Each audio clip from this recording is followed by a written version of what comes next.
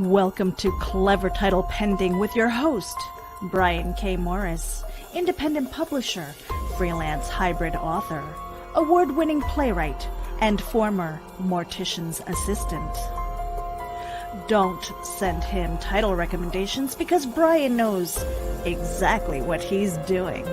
So just sit down and look pretty as Brian K. Morris scrolls through your comments and plays with his mouse. Join him on Tuesday nights at 8 p.m. Eastern, 7 Central, for Evening Pandemonium and Moonlight Madness.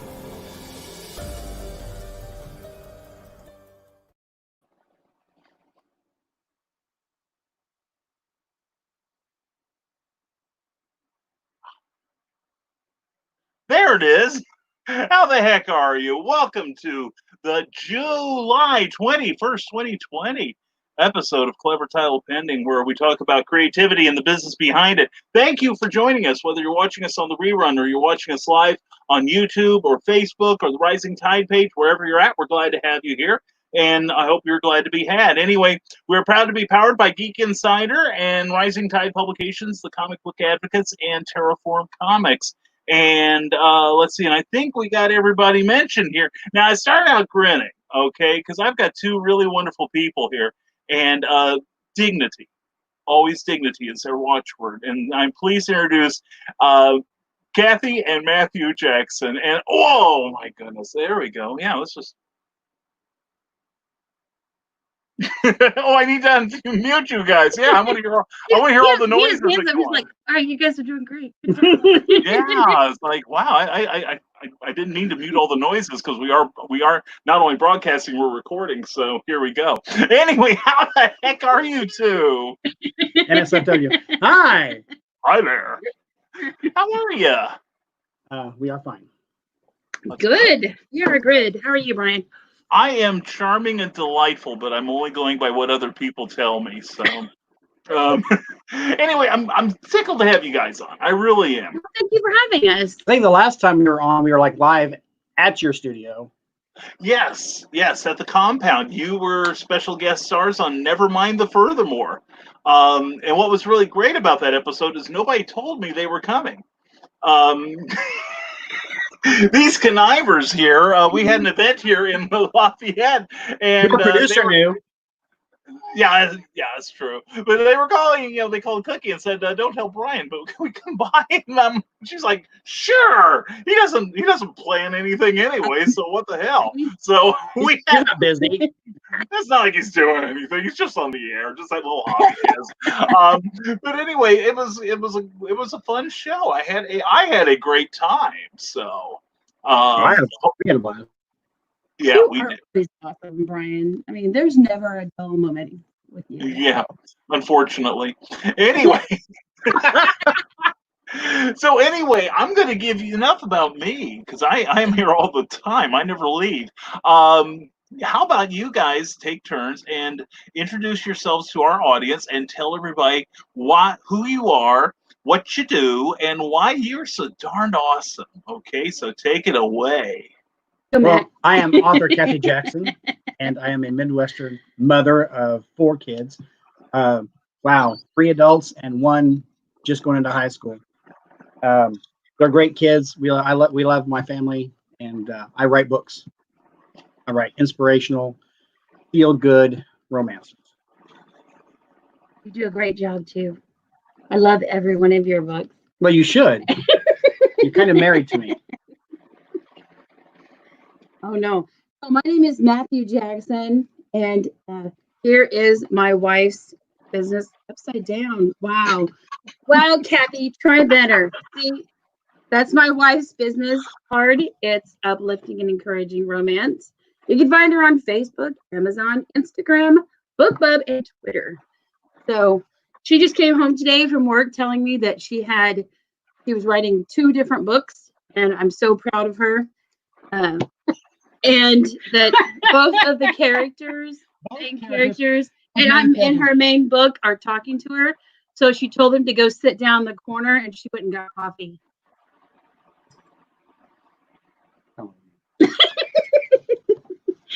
My This is my site. I do Mad Celt. I can't find the camera. There we go. Designs, formatting, publishing, ebook covers, and I do a great job. I've done covers for Jessica Cardwell, Steve Asher, which I'm working with right now, and a lot of other authors have come to me to do their book covers, including my wife, Cathy. She does a great Really? job. Yeah, she writes them and I cover them. Well, there you go. And yes, that's true. We have our first cross-dressing couple here. You notice they're dressed almost alike. Only freaks do that. Don't ask about me and Cookie. Anyway, and I'm Cookie Morris. I do layouts on books, and I work for other people, and I do color for many places, including Empire Comics Lab. And I want to tell you, my husband's a bum. He hasn't had a real job since 2012. He got fired from the last one, and he hangs around with authors all the time. I've been having words with him about that, and he needs to leave the house more often. So anyway, pathetic. Two can play this game. But anyway, it's great to see you. And we've already got the comments coming here. Woohoo! All right. Hi, Teresa. Yeah. Teresa. Hey, I know Teresa. Yeah, see all these wonderful, and evidently this is for you, Cathy. Hello, Hanson. Hello, and Carlene says hello, and we got Carl, and hold on, we got all kinds. You guys, I can just go on the comments here. I don't have to do a darn thing here. And Carl Witzman says 2 of my favorite gals in one spot. Both of us girls. No, that's no. it. He was Brian and me. Oh, Brian, you. Sorry, you're right. I don't know what I was thinking. Yeah, Cookie and Cathy. Anyway, and Cindy Kemp is saying hello, and Michaela Jane says get a room. Well, they've already got one. That's why they're doing what they are doing. Right? Yeah, and it looks like there's plenty of room, and they might need it. And Teresa's telling the same thing. We're the room. This is the room where all the magic happens. And That's she right. writes. That's right. Well, I'll tell you what. Why don't we? I'll keep putting these comments up, but let's get you guys talk. Let's begin the brutal interrogation here. Yeah. So, how did you get into doing what you do? And how long have you been doing it? The creative part, not this thing you started out the show with. I'll tell you, we met like 28 years ago, 28 years ago, 29 years ago ish. Dude, it was 1996. 1993. It was 94. I'm going to say it's 93. I graduated in May of 93 in high school. I'm dating myself now. Congratulations. No, I dated you. You did. And You then I did. asked you to marry me. Yeah. So And then you're we've been good. canoodling ever since. So going on about 30 years, we've been canoodling.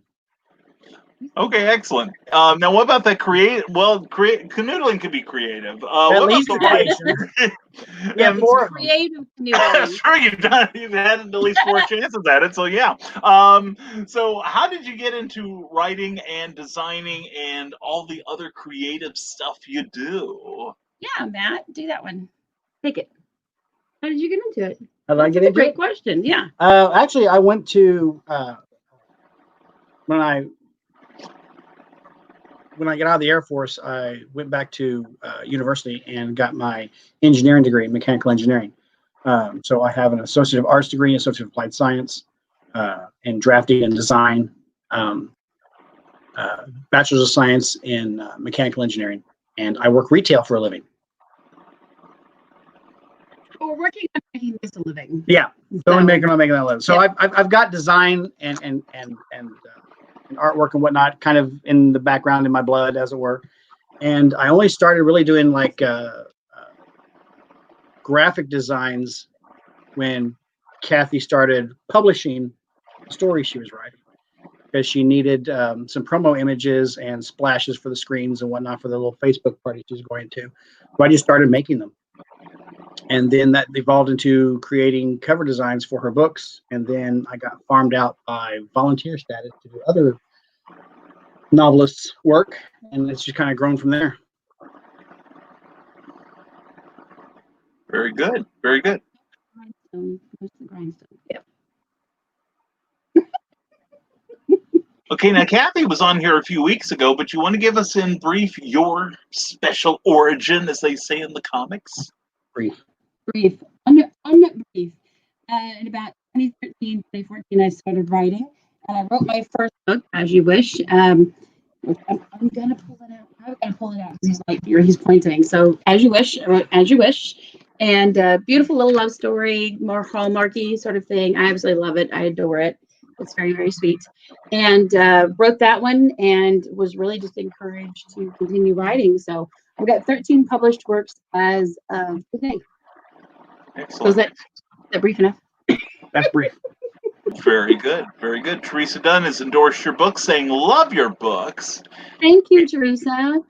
And Michaela Jade says, first week of August, I'm hoping to get down to Mount Vernon. Maybe we can meet up. So That would be great. Absolutely. Yeah, absolutely. Message us at author C. Jackson on Facebook or at Mad Cat Designs. Mad Celt Designs. Yeah. Designs. Now, how Yeah, we'll meet. We'll figure out some kind of neutral location and then run into you there. And if you need hospitalization, we know a good one. There you go. There you go. And Carl Wisdom says, relax. They are a show of their own. We'll just sit here and voyeur. Now, where did the name Mad Celt come from? Oh, man. Okay, so I'm going to date myself a lot. So way back when I was still in the Air Force, and let me think. I got to think really hard now. A 386 DX computer, which was the fastest any computer could ever go, running a 14.4 baud modem, was on the bulletin board system on the base. And that kind of branched into running a BBS or kind of shadowing a BBS there in Arizona where I was stationed. And Mad Celt was my handle. Very cool. Very cool. And your just statement there, just the last three sentences, probably everybody's running to Wikipedia to find out what a BBS is. And what did I just say? Well, see, way before the intranets, the World Wide Web was done on bulletin board systems where they were not real time. If you get, actually, there's still a big one operating right now called, right on my head, Reddit. Reddit is an old BBS system. Oh, that's right. That's true.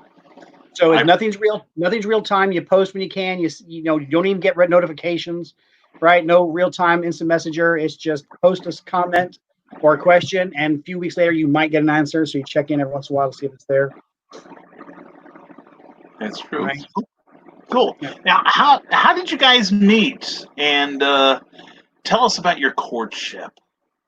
Courtship. Wow. That dates me, doesn't it? If you Picture it. hang on. Sicily. 1993. Or do we have to do that? Like in Wayne's World, Wow. Okay, so I had just okay, when you go if you go look into Webster's dictionary and you find torrid affair, that's where you find her picture. But I had just gotten actually I was out of the Air Force for probably about a year. I was released in '94, so that had to be when we met. Glad you were released. Hang on a second. 92, 93. No, you're right. It was 1993. It was 1993. Wow. Graduated in May of 93. Right. Well, then in September of 93, we met at the local college. August. Okay. So just heads up. Maybe a little bit date of a timeline. I graduated from high school and 2 weeks later started college. It was that summer because I did a summer school. Not a lot of people know about this about me, but I'm old and somewhat forgetful. Okay, so all right, so the dates aren't important. What's important is that I was going into the academics building, right, for one of my math classes, and this cute little blonde came out of the ladies' restroom wearing a red dress and kind of sort of bumped into me. And I'd seen her once or twice across the campus and other places. And But when she walked up to me, she had this bright smile, bright red lips, blonde hair, this red dress that really got your attention. And in my head, I was thinking, "Hi, how you doing? You look great. My name's Matt. Would you like to go get a drink somewhere, a cup of coffee?" But what fell out of my head was, "Blah, hi." And I discreetly followed her up the steps, 3 steps behind. Well, yeah, because you're No, smart. no reason. Girl in a short dress. It was to keep your distance because you're trying to be a gentleman, right? Right. Right. I was being gentlemanly. And that's how we met. And the I don't know. It stuck. Are you okay? No, Okay. I'm still remembering the I'm sorry I'm asking so much of you guys tonight. Gosh, we haven't gotten to the writing and art questions. Holy cats. Now, the love affair was on again, off again, hot and cold. And after an art show where some of my stuff was being displayed, I pulled over because I had driven her there and was going to take her home, and pulled over and asked her to marry me. That was after 3 years. Living with somebody then.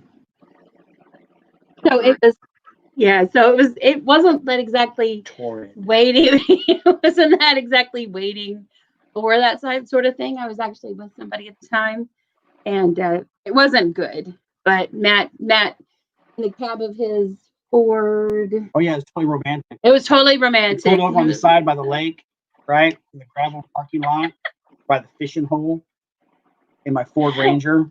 Right. And little I teeny said, tiny cab. well, I don't know. You wanna?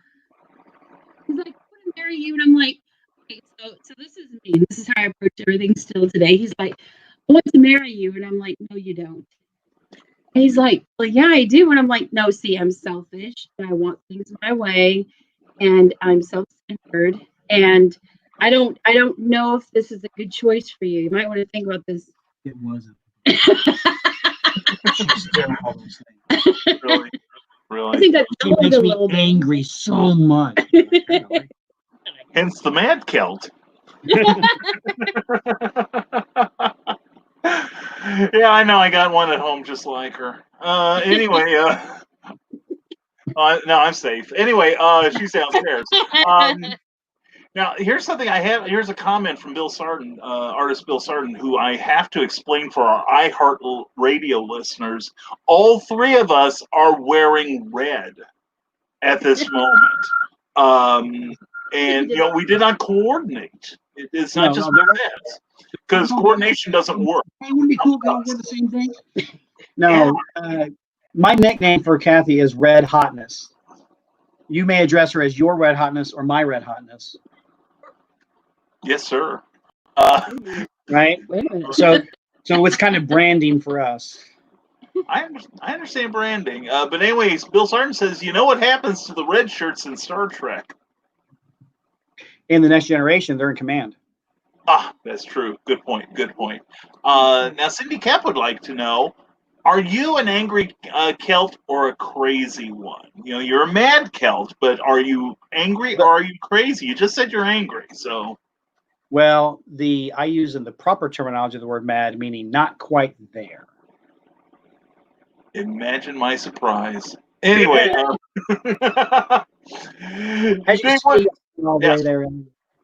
Yeah, there we go. He's got that beatific smile. If only you could see it on iHeartRadio. It's that smile that says, you got to get in close, and then it's too late. Anyway, Dave Woodrum says... Kind of draws you in a little bit. That's right. That's why you make the books so attractive, and you use this sort of madness to bring people to Cathy's books, right? There we go. The Underneath My Innocence that Cathy is showing off right now. Now pick that up. Now that's available for sale right now, right, Cathy? Yes. Pick back the book. Right. And everyone should be purchasing it right now with all due alacrity. And look that word up. It means you gotta go fast. Dave Woodrum says, actually, I was thinking about the BBS and thinking, wow, good times. I love the park. chat rooms back in the day, that was the hook that finally convinced me to finally break down and get a PC. And he goes on to say, tour at a fair? Lady in red, man in red, announcer in red. This is my kind of programming. My God, stick around, Dave Woodrum. And yes, it just stuck. Drink. And Michaela Jason, you two are a hoot. They are. They're a lot of fun. I like showing up to shows with them. Which right now, how are you guys doing with the My Sharona Miley Cyrus Peter pandemic going on? How are you guys coping with the yeah. I wear my mask too. It's keeping me safe, so we're all good. We're doing all right. It's all about creativity and taking that time, to write. So I'm actually simultaneously writing 2 books right now. And so I've got a whole cast of characters from one book talking to me, and a whole cast of characters from another book talking to me. 2 different genres. Oh, same genre. Same It's the genre. same genre. It's back to inspirational romance, Christian romance, which I like. My last one, Underneath My Innocence, is not a Christian romance, and it has words that are appropriate to use with your loved one. So And not in public. and not in public. It depends on where you are in public, I should say. I should say that. Depends on who you But, hang around with in public. By the way, back in March, We could do a reading. back in March, I was designated essential employee, so I stayed out in the workforce. Mhm. So we're all good. Yeah, and I stayed home too. Of course, I'm a stay-at-home mom, and writer, but I've been helping the kids get their schoolwork done and pass, high school and 8th grade, which they are. So that's what I've been doing.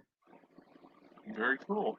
Very cool. Now, Bill Sarton has a question for the both of you in the red shirt guests. That's obviously you two. What would be your advice for each other in improving or maturing your creative properties in the future? Sex. That's your answer for everything. Did I get your attention? Okay, now listen. Now that I have your attention. Right. Right. Well, we were actually that's a point of conversation between Cathy and I, because she's going back to work in the series, Bloom series, that she wrote 5 years ago. So in the last 5 years, her writing ability, process, and style has evolved and matured. And so reading the new next to the old doesn't quite sound the same, but it's all good. Just keep doing it. Really.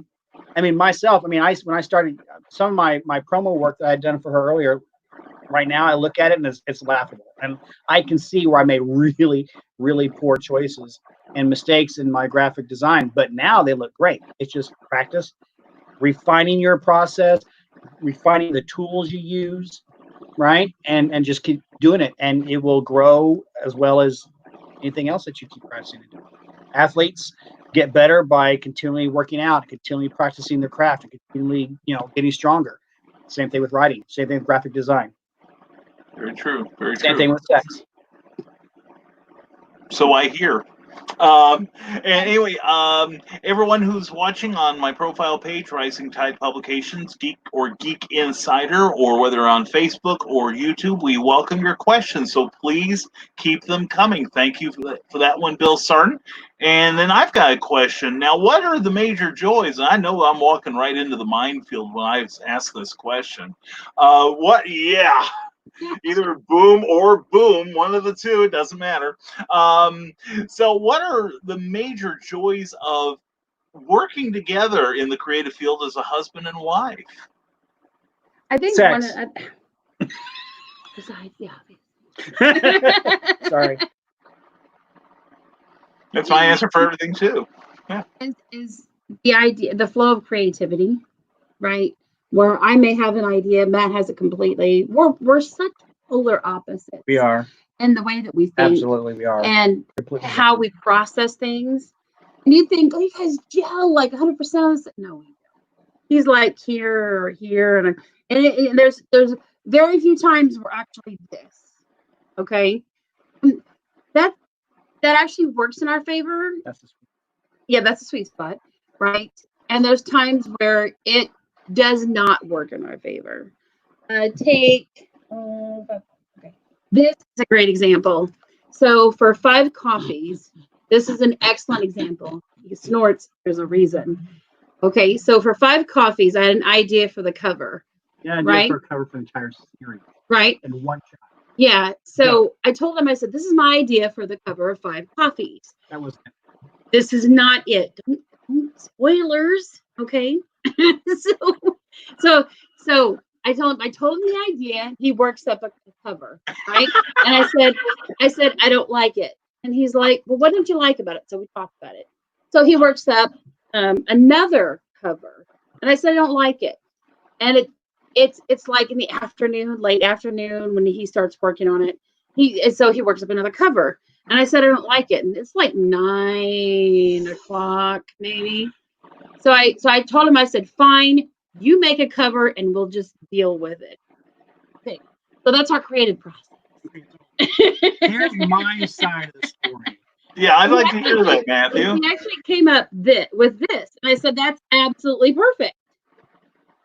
My side, she has an idea. Actually, it's a really good idea. Of taking for 5 series, 5 novellas comprise a series.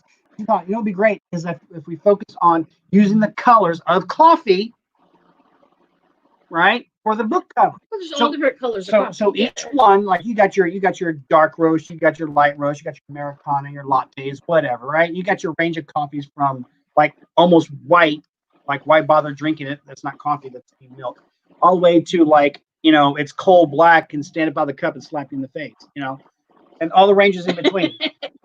Okay, in colors and contrast. So she says, well, this is what we want. I want to do this. So I kind of whip up a few of them, say, okay, here's your thing. And she goes, well, I don't like this, but I don't like this. Try this. So I try all the different things that she wants. And she looks at it, and I know when she likes something. Because when she likes something, it's like, oh! Right? And if she doesn't like something, it's like,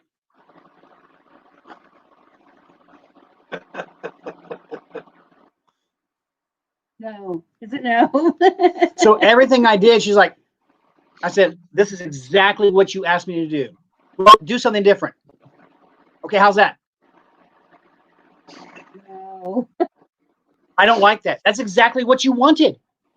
Right? And she goes, finally, she goes, and this has been hours. And she goes, just do whatever you feel like. I'm like, great. There. And she goes, oh, that's brilliant. Way cooler than I am.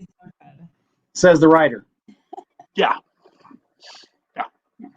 Now, I was going to also ask you what kind of grinds your gears at times about working so closely together, but I think we may have heard a little bit about a little bit of the answer to this question. Yeah.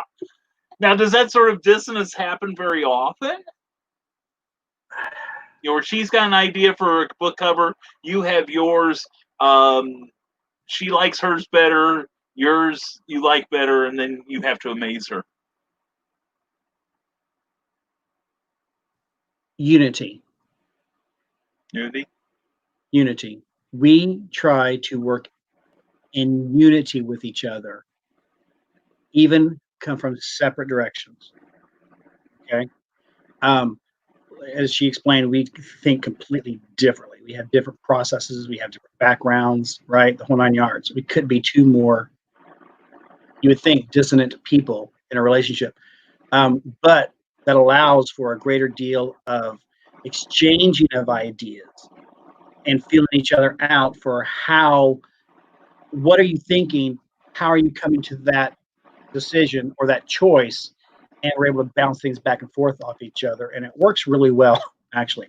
There are times when it's like, okay, look, just let me figure this out and I'll do it. And then come back later and say, what do you think of this? And then she'll give me ideas back. And then we'll work with them, and it works both directions. She'll be writing something, and it just doesn't gel with me. There's something that she had written just recently for the Beloved. Right, and Beloved. I read her latest chapter she wrote on it, and it just doesn't quite gel with me how the exposition is given. And she was explaining to me why she was doing it that way. And I said, okay, you know what?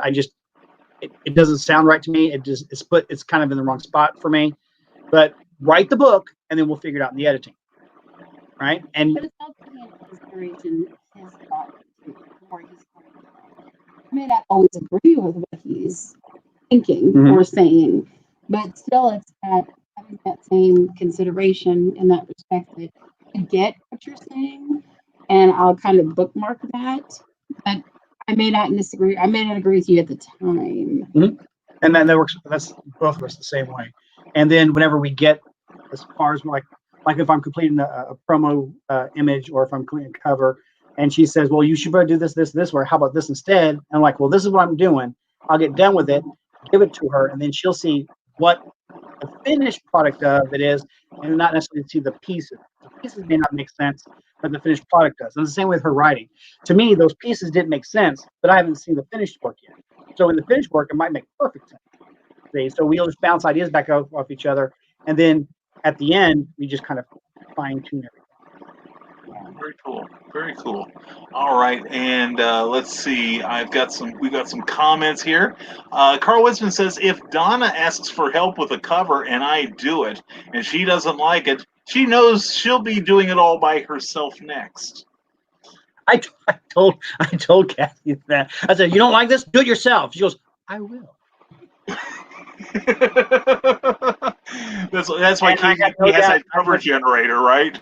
I have no doubt she'd just jump into Canva and come up with something amazing. So yeah. I got a designer at home. I understand that too. And by the way, just to let everybody know, Matthew is designing the cover for my next book. If I ever get back to writing it, and I blame myself. Dude, okay? Dude, yes, it's sitting on my hard drive. It's pretty well finished. It just needs titling and the blurb on the back and your mugshot. And I just need to know what fonts you want to use on the. Now, one of the things I learned about books, right, in yours 2 trilogy that I did, right, especially in Yours to Love, right, in the Yours to Love books, right, I kept waiting on something. I don't know if it was a book cover or editing or whatever, and it just kept annoying me because I was like, I'm really done. I want to write the next one, so I just started writing the next one, right, which is Yours to Claim, which is this one here. Right, I started writing that one, and waiting, and I was so frustrated. It was a great experience for me in that waiting, because I learned that everything happens. There's right, and there's things you go through and then know. Okay, and that's 2 totally different things.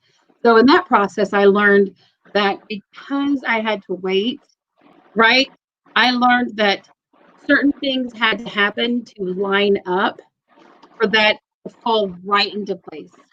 So you not writing or working on your book right now, you know what? That's okay. I'm pretty laid back in my attitude too, because here we go, polar opposites again, right? So where Matt's pretty, go and rush for the most part, I'm sitting back here.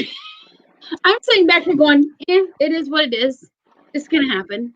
It'll happen its own time. writing myself a note. No problem. Are you psychoanalyzing us, or just taking notes for future reference? Get copy, picture, fonts to Matthew Jackson. Okay, I put it on my schedule. Maybe if I see it there, I'll actually. No, it's one of those things where I've had a number of. I'll call them blessings. I've had assignments pop up recently, but it's one of those things I can't put them in the order in which they have appeared before me. But these others have been time sensitive, so as opposed to my cover, I guess. I don't know. I totally stalk you. Hard stalk you, by the way, because you're awesome. And I stalk awesome people. I just do, because there is a certain charisma and an energy about you, right? That I just want to stand in and just sort of bask in that. And it's amazing. It really, really is. So what you have been doing so much lately is just, it blows me away to see the opportunities that have opened up for you, the people who you come alongside that have come alongside you to, you have a saying that's rising tide lifts all ships, I think. That's where he gets Rising Tide Publications, right? And Yeah. you're doing exactly what's going on in your life, right? Is exactly what you started out and what your whole mission is.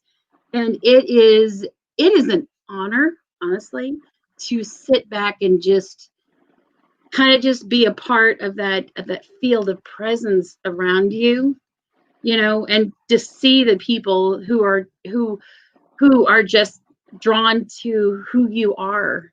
And I just tell you that because you do have a great circle of friends, and that circle just keeps widening, and you're an astounding person, Brian. You really are. Well, thank you. I love you. I thank you for that. I appreciate that. And Virtual hug. oh, I'd get closer, but I'd probably push this thing over. So there goes the show. No, actually, the minute I show up, there goes the show. But no, but thank you so much, Cathy. I appreciate it. And I gotta say that you and Matt were two of the earliest people, I'll say, that got into my circle.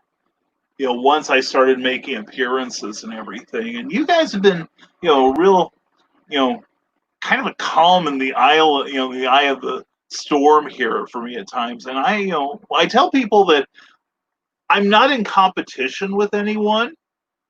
I am in competition with myself, though, because I want to be able to hang around special people like you, and I realize to do that, I'm going to have to keep pushing my game upward because you guys are continually pushing your games upward.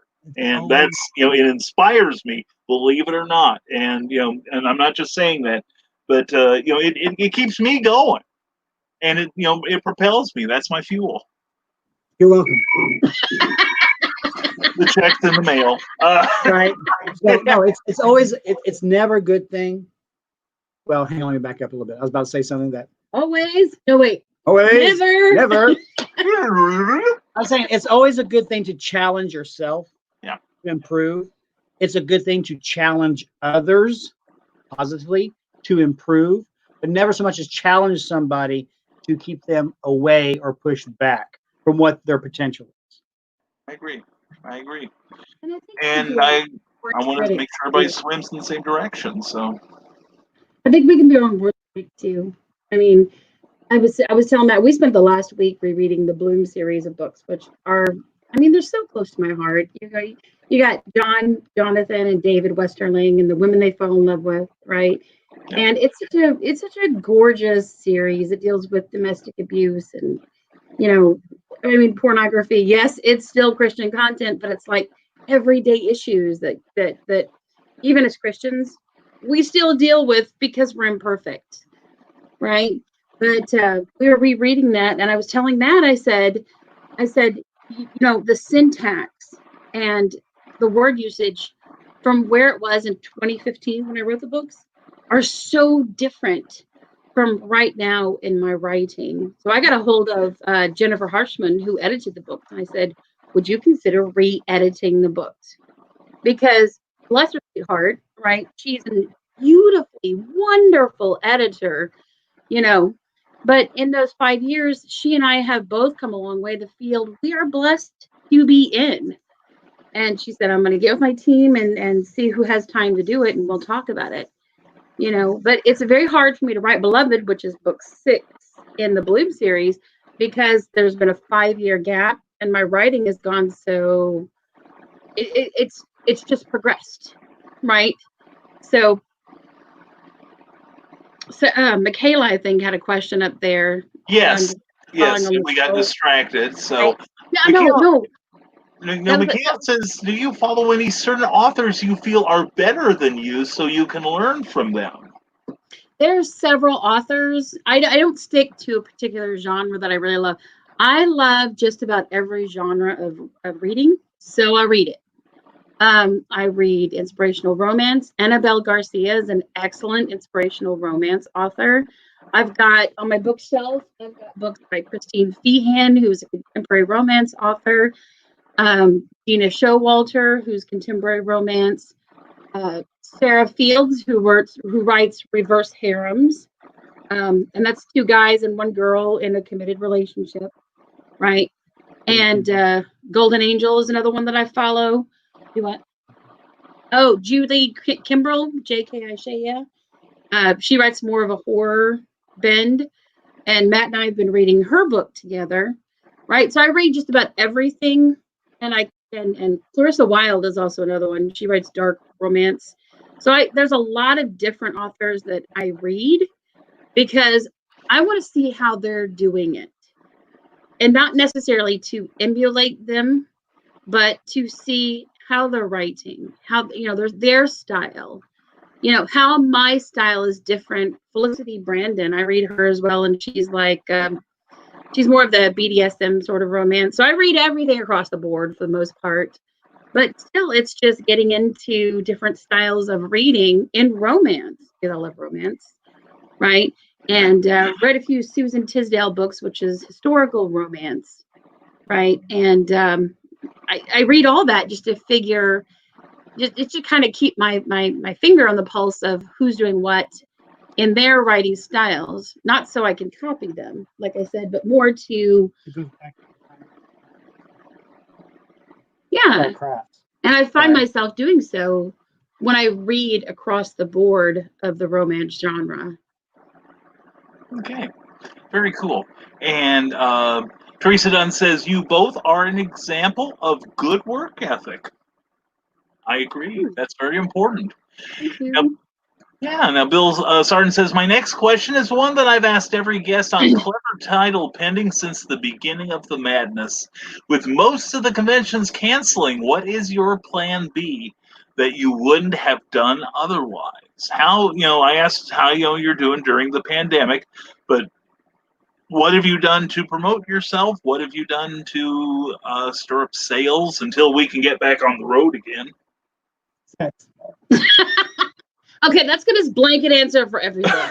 Okay, it's just gonna be that's it right there. You are so awesome. I know, he says. I know. I love it. I love it. I don't think we've ever. Well, you've done a book sale promo, lowering the price of your books, throwing them out there again. Hey, here's my links. Buy them on Amazon. We've gotten a whole bunch of copies to sell locally to anyone who's interested. We do have them for sale. We do have them for sale. And we can ship them to you. You can't autograph. You want an autograph? Autograph. I'll autograph. There we go. Sign my name. You betcha. Jackson. You Hardy, do swoop. Heart. I did swoop. And then Hardy Heart. There you go. Or he'll just sign him Kathy because everybody will think it's him anyway from the start of the show. So there you go. And let's see here. Let's get more comments. Well, Carlene's putting down the smackdown, and there's Eric and Michaela said just followed you on Amazon. Oh, thank you, Michaela. Perfect. Yeah, hey, drop your link in there too, so we can follow you. I don't think I follow you on Amazon, so I'd love to do that. So. There you go. And let's see here. And we got another question from Cindy Cap. And good evening, Rick Bradley. Glad to see you. Eric Hawkins, glad to see you. And everyone who hasn't said anything, say something so I can say I'm glad to see you. And everyone. That's right. That's Hello, right. nurse. Now, I hesitate to ask this next question because I know Matt's answer.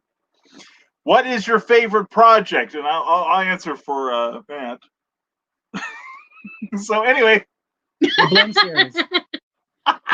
Series. Wow. Okay. And why is that? Why is that? That or 5 coffees. As far as my graphic design on it, because again, going back to challenging and improving your craft, I've done far more graphic manipulation, photo manipulation, and the covers than I have in anything else I've done, with the exception of Steve Asher's new one, Short Stories for Darker Nights. Very cool. That's the Bloom series of books, the 5 that I've got right now. There is Bloom. It's a beautiful book. Absolutely gorgeous, gorgeous cover. And I absolutely love it. It's beautiful. And honestly, this was kind of my favorite of the Bloom series just because of the great amount of love that John shows Phoenix. It's beautiful. And then Blossom, right? That's a cute cover. I love the cover. We'll get to that in just a second because I know exactly what you're gonna say. And then Broken, right? And Bound. Love Bound. It's got Evelyn's two little children in it, Scotty and Debbie. And then Betrayed. That's the Betrayed book. So, The next one's Beloved. Beloved, which I'm writing right now. So that and the 5 series, because it's especially the 5 series, taking something simple and making it look really amazing. Right? Who thought a cup of coffee would look sexy? I do. Right? I do. Shays is my favorite. There's a reason there's a Shays on the cover of that. A lot of the book takes place on the Shays, just saying.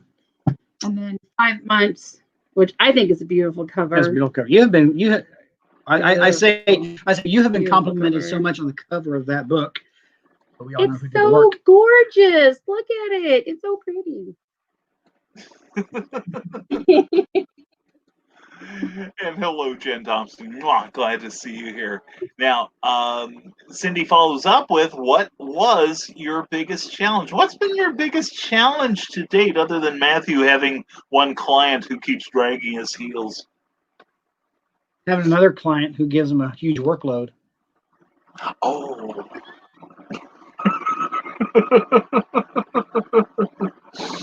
Yeah. It has been your biggest challenge. Really just time. I mean, like the whole COVID thing, I kind of had to my writing on hold to be a mom. And being a mom is the greatest thing in the world. I love it. I love my kids, and I love teaching them, and I love just showing them that the world is so much bigger than themselves, and then just instilling that love of learning into them. My daughter Jessa, she loves to write. I doubt she'll ever publish anything, but she's been writing this summer, which is amazing. I think it's time, making sure that I take the time to write myself. So I think that's about it. And my biggest challenge is I really don't know. Writing, because as self-published writers, we promo.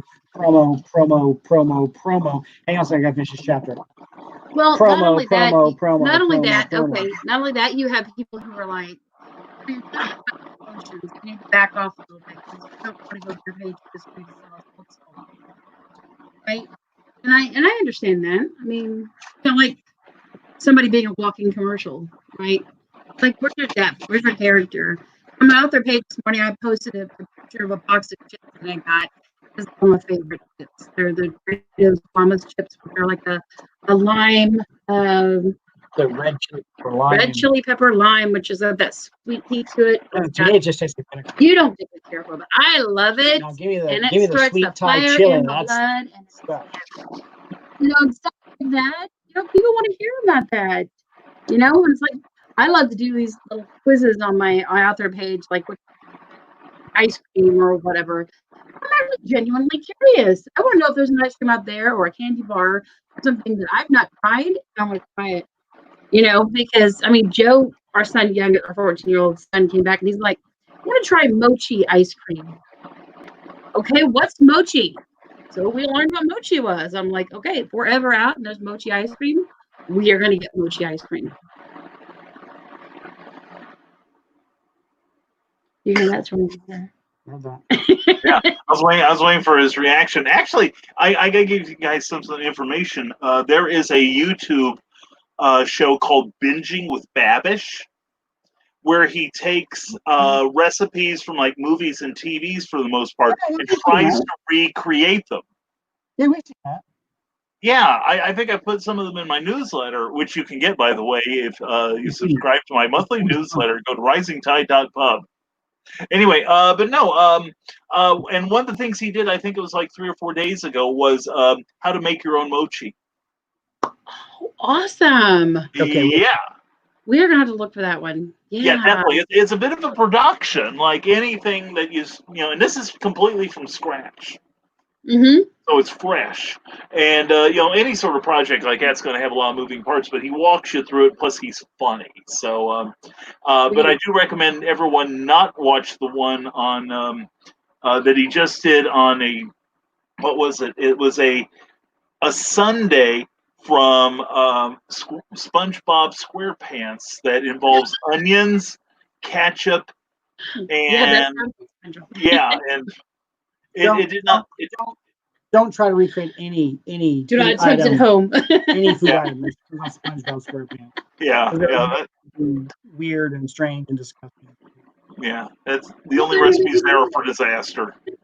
One of my favorite gags with SpongeBob SquarePants is when a customer leaves the Krusty Krab, and Mr. Krabs reaches down, picks up the hamburger, and takes a bite out and goes, "Oh, SpongeBob!"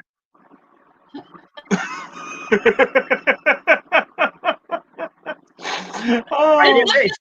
He didn't give an opinion. He says, "Oh, that's what I think." Yeah. That's wonderful. That's right. Cindy Cap would further like to know, what project are you most looking forward to? What do you have that's on your plate that you're really looking forward to tackle? Now, I know Cathy's got a couple books. Matthew's got probably several dozen books he's waiting to get done. Anyway, there's a character portrayed by one of our favorite actors whose name is Wally, not Wall-E from Disney. That's right. But his character's name is Wally, and the project I'm looking forward to is recreating that in a 6-inch action figure form. Oh, nice. That is sweet. We actually got the. We don't talk about the process. We don't talk about the process. We just present the finished product, and he goes and smiles really big, and then posts it on social media. No, it's a secret because that actor follows you. Oh, really? So that actor will not be known unless somebody asks in the comments, and then we'll say. He's in. Okay. Okay. Put your guessing hats on, people. We will post all the answers you give on this screen, and be sure to share this program wherever you can and everywhere you can, so that actor can find this. Anyway, and hashtag him on Twitter too. And Christian Basil, glad to have you here. Gotcha. What? Who? Sorry. Christian Basil, he's a friend of mine, so we're all friends here. Anyway, Cindy Cap continues her interrogation, and we love it. What project is on your to-do list that you are not looking forward to? I think we all have. Yeah. Well, that guy's a pain in the butt, and he's a hack. No wonder. I don't blame you. Yeah. What a jerk. No, actually, I'm looking forward to just about everything that's coming down the pipe as far as Mad Celt Designs is. No project is too big. No fee is too big. Send them my way. Oh, what about you, Cathy? Do you have something you're not looking forward to doing creatively? No is a valid answer. That was really good. That was a long sigh. I don't know. I have this that I'm writing on right now, and then I really want to get to the third book really bad. What third book? Dragon Shifter. Oh, yeah. That one. So I really want to get to that one really bad. So she's writing 3 books right now. Oh, cool. And before the end of the show, it may be 4. Who knows? We can follow her progress here. It's so weird because I sat down to write one book this morning, and then I was doing okay, and I was at the church we go to, and they let me come in to write, which was amazing because I could be around the atmosphere, right? And I'm writing on the book, and it's like, oh, it's coffee break, prayer time. Great. So after coffee break and prayer time, right, this other character from this other book starts talking to me at the same time. One character's talking to me from this other book. And I'm like sitting down trying to write. And I'm like, okay, guys, you got to be quiet. It's just one person at a time because I can only work on one book at a time. I haven't figured out how to write on 2 different laptops and 2 different books at the same time. Not yet. Okay. All right, form and regular line. I'll have you all one by one. One by one. So finally, I just mentally, I went, guys, I'm going to go get coffee. And once you guys, somebody quiets down. Did you put your fictional characters in timeout? I did. Timeout. I did. Some people might thought that's a little schizophrenic. It's really schizophrenic. It really, really is. It's so funny being a writer because, you may have one thing that you're writing, but you got something else that's kind of in the back of your head going, so I'm ready for you to write me. And you're like, no, not yet. And then you have this other one standing back and going, Yeah. Oh, I know. Yeah. Yeah. No, I'm reading these wonderful comments here. Holy cats. It's awesome. All right. And, Comment. yes. Did you plan all the red shirts as if we were just on the same design No. wavelength here? It's No. like the theme to Project Runway here. So Yeah. Red Hotness. This is her brand, so we wear red. Right. Or whenever we're together. So this is our work. there you go. And I'm wearing this because it's clean. Valid. Yes, man. I'm sorry. Valid. Yeah. Okay. There's no other clothes, so it works. yeah, I think so. But anyway, Stench hasn't started me crying yet. Anyway, Christian Basil says, whatever you 3 do, don't leave the Enterprise. No, sir, we will not. I promise, sir. And Christian Basil's also, yes? I'm from a Scottish background, so the only red shirt to never get harmed, well, I can't say that because he was killed once. Oh, man. But he brought back. But the only one who's still alive is Montgomery Scott. So There you go. Well, why does that put me in the mind of the old Bill Cosby routine with the coin flip to decide things in history? And right. One was the American Revolution, the settlers win, so they get to wear whatever they want and shoot from behind the rocks and trees, while the British have to march in a straight line and wear red. So now, Teresa Dunn asks, have you ever thought about writing for love-inspired books? Now, Cathy, you do that regularly, but have you thought of publishing with someone else? I actually have a book series with Second Star Press right now. And with the COVID and everything, they're doing what they need to do to try to catch up on everything that they've got going on. But my book series is with them, and they're going to, at that one, I've kind of let them have because I love it. And it needs to be edited and it's got to be, covered and formatted. So I kind of just I signed a contract with them to do it. So that one's taken care of, and I'm waiting for that to kind of come up.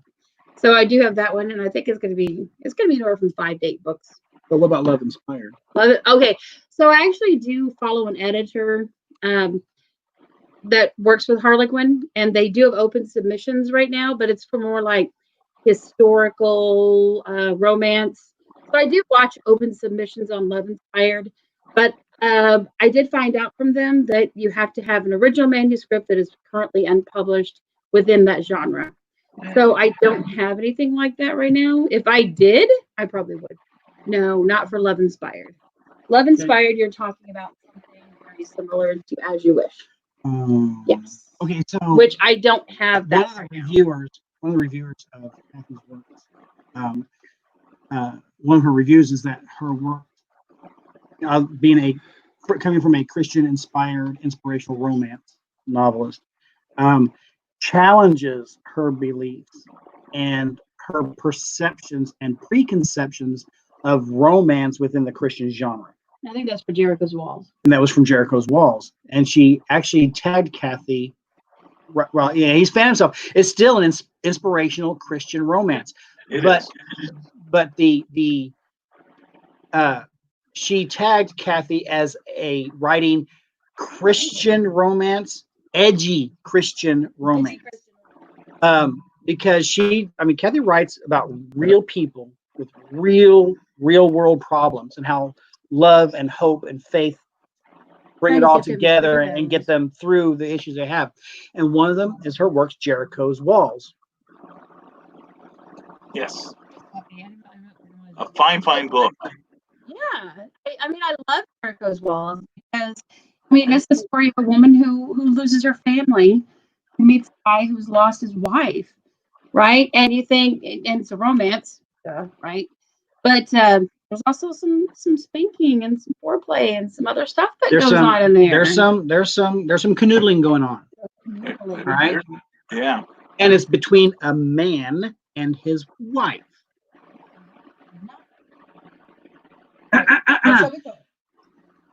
Between a man and his wife. And as the main characters meet up and interact, some of that. Oh, you're talking about Leaf. I'm talking about Leaf and Jericho. Leaf and Jericho, right? Her husband. Leaf is the female lead. So, but Leaf was her husband. Oh, that's right. That's right. How long has it been since I beta read that book? So either way, some of the emotional and physical aspects get a little intense, and nothing is descriptive, and nothing's explicitly described. This is what's happening, but one thing can lead to another. We're all adults here. We know what happens. Pan to the Enterprise, and fade to the next chapter, right? So it's because of the intensity of their relationship when they meet. It's a bit challenging for some Christian readers because they expect Jeanette Oakes, let's hold hands, and shucks, sheriff says, shucks, school mom, I really like you. Would you hold hands with me while we sit at the church picnic? Yeah, I love you too, Sheriff. 3 years later, they got 4 kids.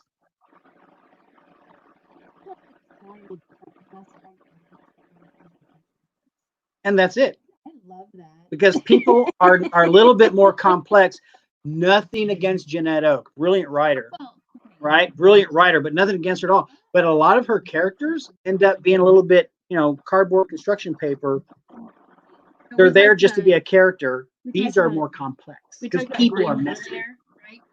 Dawn and Phoenix. I mean, Dawn and Phoenix is, intimate moments, right? I mean, it's very sweet and it's very loving and it's very nice, right? And then you get to grab that one, right? You get to Broken, right up there, and Jonathan and Evelyn. Matt and I joke, we're like, when they're together behind closed doors, there's furniture being broken. They have to replace like nightstands and tables and chairs because there's some stuff going on. There's stuff going down there. The trapeze has to be replaced every now and then. Yeah, I get it. Yeah. Right? You gotta replace the swing occasionally too, because right? Yeah. And why? Because. Right. People have asked us when we've been out at events. People ask us, "Well, why do you write stuff like that? Why do you even think it's important to put that in a book?" Like, look, Christians have sex within their marriage. That's where their children come from, I bet. Within their marriage. And so why not add that aspect of the relationship as it's necessary for the story to move the plot forward, not gratuitously. That's gratuitous and explicit. Right. So yeah, in Blossom, in Blossom, which is a follow-up to Bloom, it's their honeymoon. It's a married couple's honeymoon. What's going to be going on most of the time? Okay. Actually, that's not what happens most of the time in the story. What happens most of the time is a lot of it's a lot of introspection between both their parts, because they're trying to bring a healthy relationship together when one of them had come out of a severely abusive relationship, right? So how do you earn that trust? How do you gain that intimate knowledge of somebody, right? Mind, body, and soul, right? When you're afraid of touch, and you're afraid of what they're going to do when the doors are closed, and you're afraid of being near them. I so patterned John's character, John Weston's character. especially in Bloom and Blossom, off 1 Corinthians chapter 13, where it says, love is patient, love is kind, never boasts, it's not puffed up. Yeah. And all that was Hopes all just things, so seeks written all into his things. character. I mean, he's got his own flaws too, like his anger issues, his anger control issues, and he's arrogant. But it's all tempered with that great amount of love that he has and that he displays for everyone. Yeah. And yeah, for Phoenix, he needed that. Yeah. He was that person to totally complement her character. But she has to learn that. And when she learns that during their honeymoon. And what time does a man and a woman get more intimate than on the honeymoon of the marriage? Right. And she has a hard time and almost a falling out of love, of romance with John, because she doesn't trust him, can't trust him. And although she could, but in her mind, she's still afraid. And at one point, he just basically picks her up, throws her on the bed, and they have a time. And her response to that afterwards is that how you're going to handle all our arguments? And he goes, yeah.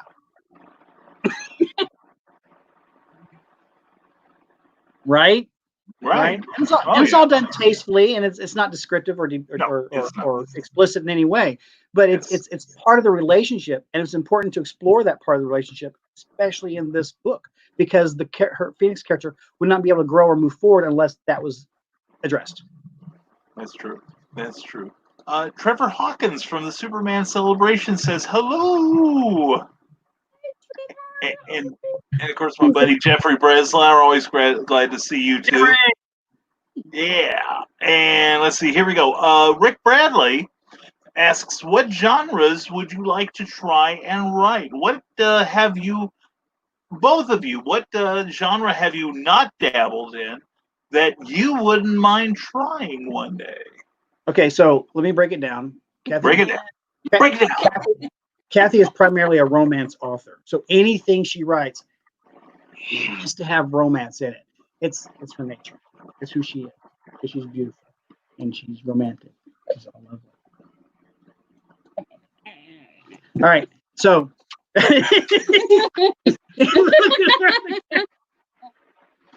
all right, let's watch for the views.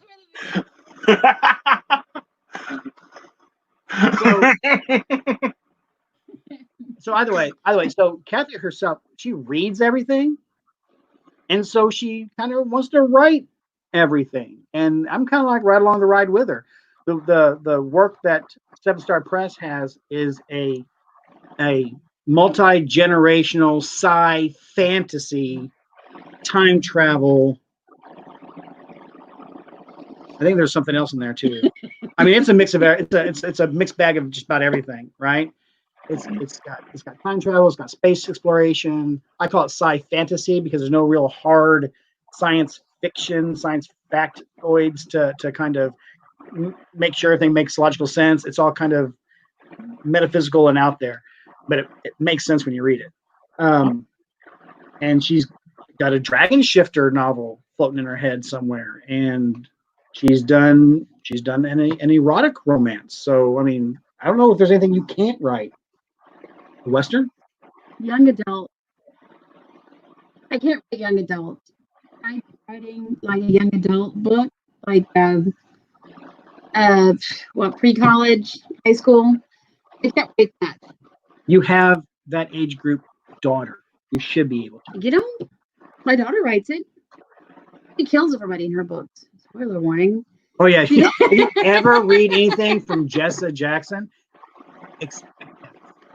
lots of them. She's like the J.R.R. Martin, man. It's like if it's a main character, that character's gonna die.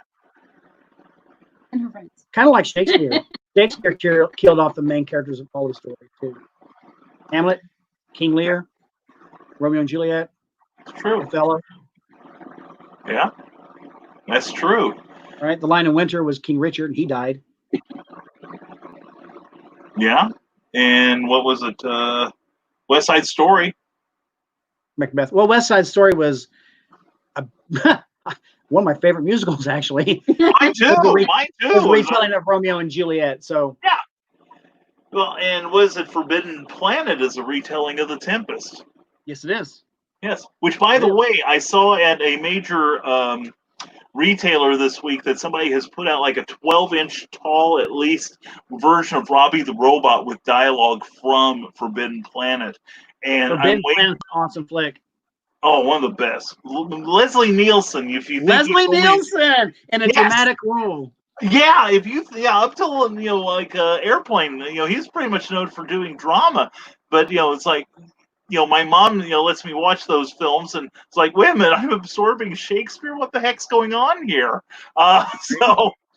So the stuff translates, people. Anyway, Carl Witzman now would like to say, at our recent meeting, Michaela Cod, or someone mentioned ordering 500 books for sales at conventions. I'm so gun shy that I only order 30 copies. How do you do it? Do you guys keep a lot on inventory? Because you guys mentioned that you have a sale going on, and we'll give you ample opportunity to mention it as many times as you need during the course of this program, because that's how we roll. Buy Cathy's books. And if he didn't make it clear enough, buy Cathy's books. She takes PayPal at God's Girl from Blueford at gmail.com. There you go. And right, 15 right. a piece. My novels are 15 a piece, and my novellas are 10, and you get free shipping. So damn. Autographed. She'll sign them all. You want them? Yeah, seriously. And I endorse them. I believe in throwing bookmarks. Oh, there you go. See, I'm telling you, swag. People, swag, major swag. And that's the thing is, like, I've long been anyway, but no, I've been long telling people that Cathy, kind of broke my cherry as far as romance books go, because I oh man, we didn't tell you anyway. But no, it's I read Yours to Love, and I thoroughly enjoyed it. I really did, and I enjoyed reading Jericho's Walls. Everything Cathy sends to me, I'm just like, bring it on.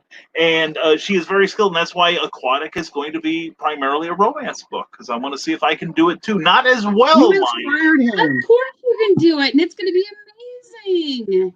Well, now that you mention it, yes, it will be. So we recently were at Cape Con. Yes. Yeah. And as far as inventory, we ordered essentially enough copies of her books to have 10 of everything. Yeah. Right? So we kept our inventory a little small. Right? I don't think we would ever carry 500 books into any event. That would be that would be. I would rather go in with a. This doesn't sound like proper retail or sales mentality, but I would rather go into an event, right, with enough inventory to cover if someone wants to buy like the entire series or an entire run of books and run out, than go in with 500 of something and never sell any of them. Mm-hmm. I agree. You go from show to show trying to figure out how many you sell the previous show and how much you think you might sell on this one, right? And I do a form where I could take your name and I could ship a book to you. We've done that. Right. We did that 2 years ago at an event, right, where we took a name and shipped a book to them once I got them signed. So that happens too. But you're going to talk about something. No, okay. I'm not going to talk. But more as far as I do 10. I'm out. Matt out. you don't get away that easily, Matthew. Really, that's the Hotel California here. But it's really leveraging what you can take at an event. If you can do 5, 6 weeks run, right, and know your audience too, right? Because at Cape Con, I ended up selling 4 copies of this book. Right, the guys next to us, super sweet guys. One of them picked up this book, right, and he starts reading through it, thumbing through it, and he's like, no, and he gets to chapter 6, and I'm not going to read chapter 6 to you because it's a very good chapter. Anyhow, he gets to chapter 6 of this book. Underneath my innocent friend. And he starts reading it out loud at Cape Con. Wow. And I'm like, dude, this is a family-friendly show because this is my racy book. There's a word There's a word that's repeated. right here. and it's the only place you're going to see that, right? But his friend ended up buying a copy of it, and then For another his guy girlfriend. ended up buying a copy. Then I think somebody else bought a copy. So I ended up selling 4 copies of that at Cape Con, but it was crazy. Yeah, we was were so crazy. boothing next to them, and he came over and talked about the books. And he said, "Oh yeah, Kathy's a good writer. Here, Oh look yeah, at this. by Sunday he's like, you need to buy this book. Everyone wants a customer like that. And Matthew, you may have picked up a new friend. I would say John Wesley Shipp, but he was a Barry, not a Wally. Wait, Matt makes action figures? Yes, he does. I have none with me right now. No, we don't. There's an actor out of Louisville by the name of John Wells, super awesome individual, and he's done some films that we have put in our collection, which are amazing. But John's amazing. He's like the sweetest guy, right? And we've made It's kind of as a one-off, kind of as actually a thank you, because in the promotional material we made up for Bloom and the Bloom series, we did do one, didn't we? For him? That's great. right? He is John Wells portrays, right? We use his image for John Westerling, the main character of the Bloom series, right? Male lead. And as a thank you, and just kind of like, hey, it's kind of cool, we made up an action figure of one of his like modeling shots. Bill Spangler had done some images for John. Was it Bill Spangler? It was Bill Spangler who did it. Right. And that was about the time they were doing Field Winter. And John had this really long black trench coat, this red scarf that he had indoors. Right. And so I made an action figure based on that photograph, packaged it up for him, and presented to him when we saw him in Louisville at an event, and he loved it. And he posted all over social media, and people were saying, "Hey, where can I get one of those? Where can I get one of those?" I'm like, "Dude, people want to buy these. Are you okay with that?" And he's like, "Yeah, man. Cheers. Whatever. Do what you want." I'm like, "Okay, you want anything on the back end of this? Because it's your image, your name." So every once in a while, whenever we're able to see him, we try to make up another figure based on another character he's done. Nice. And we've also done a figure for Bishop Stevens.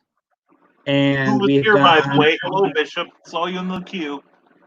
Is Bishop in there? Where's he at? He hasn't spoken, but I see that he was here. We love you, Bishop. He's awesome. He's been rocking it too, by the way. Yeah, Bishop Stevens, awesome actor out of St. Louis. Yeah. Great guy. He's got some good and really big things happening right now. So he's awesome as well. And I made one for Bishop Stevens. And then Julie Kimbrell. I'm gonna say it that way. Julie Kimbrell has written a series of books called The Substance of Darkness, and John Wells portrays Yuri. Oh, I'm gonna screw up the name. I'm gonna get the book. Why don't you just go get the book off the bookshelf? Bookshelf.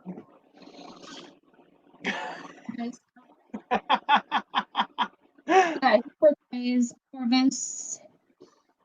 Yuri Corvinus. Yuri Corvinus. And that's Julia Shea's book. Yep. So I made one of John, not that one, although that would be a really cool one to do. He with a suit on, but no, one when he was the Dacian warrior, ripping out the spine of Roman soldiers. So he liked that one too. He thought that one was funny. He's got an actor page on Facebook. He posts pictures on, and he's also got those on his personal page. But yeah, Matt makes action figures, so it's pretty cool. We want to do one for another actor that we know, Martin Lopez is for his birthday, name. which is in September. So we have to hurry. Yeah. Nice. I think Nice. I think we got one for that one too. So Very cool. Yeah, they're pretty much one-offs. I mean, if you would like one, right? They do get pricey because there's handmade costuming. It's modified. It's not like a base action figure you can just buy off the shelf. They're handcrafted and all that other good stuff. So they do get a little pricey, which is why no one's bought any so far. Well, Rick Bradley, yes. I was saying, and yet they'll go to Sideshow Collectibles and drop, $500 on a bust that's only about 4 inches tall, but they won't buy a full action figure. Yeah. we're all handcrafted too. I mean, we take our time and we want to make it look really, really good. That's true. That's true. Well, Rick Bradley says Christians have sex and gasps in Southern. Yes, often. What does that sound like? Yeah. You got to kind of fan your. You do that like this? My heart. I think I got the vapors. And speaking of vapors, Trevor Hawkins says or asks, what genre would you like to cross with romance that would be your biggest challenge? Dinosaurs.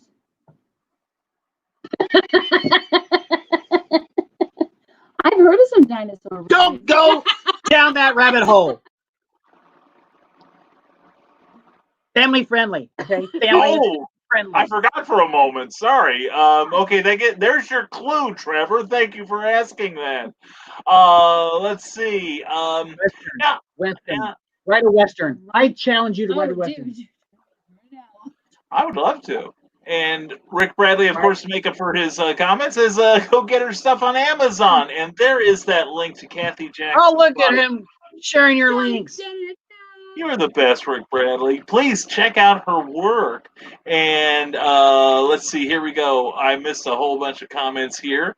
And David Atkins says, much of his history as romance in books and movies has killed his faith in romance as they do not have passion within the family. Well, Cathy's characters do. You need to read her book. The Bloom series. Yeah, seriously. And Jericho's World. Yeah, seriously, David. Pick up her books. You will find yourself believing again. So in the Bloom series, they do. Matt was reading one of the reviews off Amazon. He periodically reads through the reviews, and one of the reviews he was reading was, I'm trying to paraphrase what you had read. Something about how the characters express their love for one another. The couples do, right? And how they wouldn't find that in other books of the same genre. But I love writing that. Yeah, I love writing that because Matt and I are Christians, but we're also people, so we have an unlimited amount of flaws, right? And one of the flaws is we have sex. But no, in all, and I just have one sex. In all seriousness, right? God invented sex. It's good for a man and his wife to share and become intimate. So there's a phrase, mind, body, and soul, right? It's used everywhere. It actually comes from the Bible, from Scripture, right? But when a married couple are unified in mind and in body and in soul, it creates that intimacy, and that intimacy is expressed and shared through sexual contact, intimate contact that can become sexual. So sex is good, and Christians should be having sex a lot. And the way they choose to have it is really up to them. It's an expression of your own likes, dislikes, passions, if you will. Yep. Yes. As George Michael said, sex is good. And Eric Hawkins says, know what you write. Practice romance. Lots of romance. Lots and lots of romance. And we've kind of discovered that Cathy is a method writer. And we'll put a period on it right after that. Next question. Yes, and I do declare, clutches pearls. Well, you're going to regret asking for another question because it comes also from Eric Hawkins. Who is the bigger Mandalorian fan, and aren't you two a little too classy to be on Brian's show? I'm not a Mandalorian fan. I'm a Baby Yoda fan. I know it's not Baby Yoda. Mandalorian, that's totally Matt. I mean, look, I'm going the wrong way. But if you look behind me and see all those pictures, those are Matt's. See, I have Baby Yoda. This is Cathy's little Mandalorian guy. The Mandalorian's Matt's. So, it's a meeting in the middle between. Yes, that's so cute. Yeah, we know who made those. Yes. Who's the biggest Mandalorian fan? The show Mandalorian or the culture Mandalorian? Oh, now that's important. It would have to be. I'd be the biggest fan, and the character Mandalorian, it'd be Cathy's fan. We watched the first 3 or 4 episodes. Cathy's like, I don't like the show. Why don't you like it? This guy's all shoot, bang, bang, kill them all. I said, actually, he's not. Pay attention to what he does. Well, why is he doing it then? I said, because it's a matter of 1, honor. 2, he's protecting that child. And then when she got he had me at he's protecting that. And then once that gelled for her, then everything else he did was better. And she actually did at the end of the season really, really enjoy the show. That is cool. And let's see. And the second question, though, aren't they too classy to be on Brian's show? Asked and answered. Okay.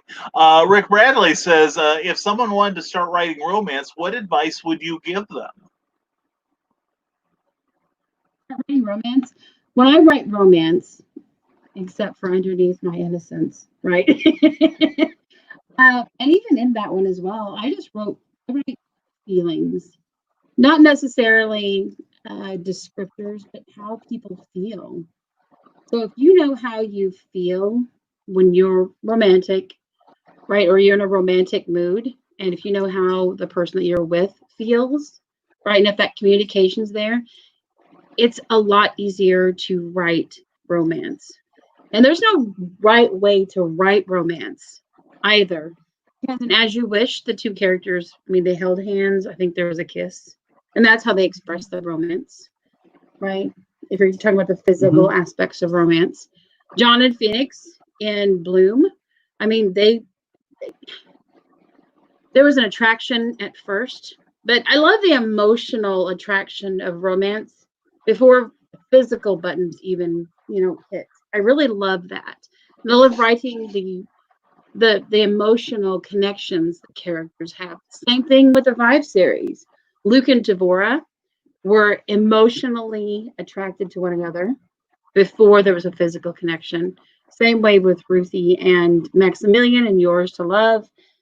Same way with Jericho and Joshua in Jericho's Walls.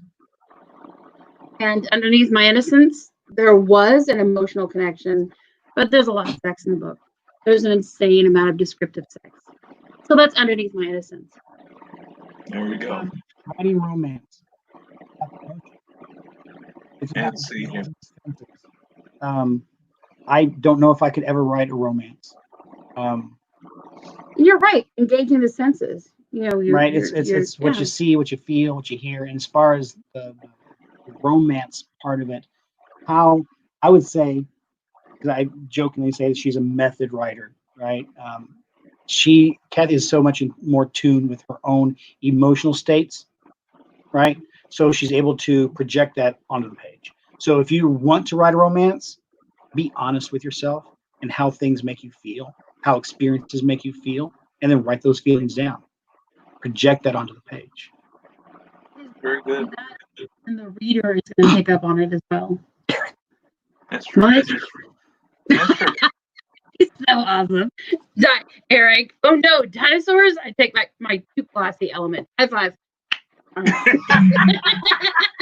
That's right. We bring out the bass side of people on this show. Welcome to Clever You're Title welcome, Pending. Eric.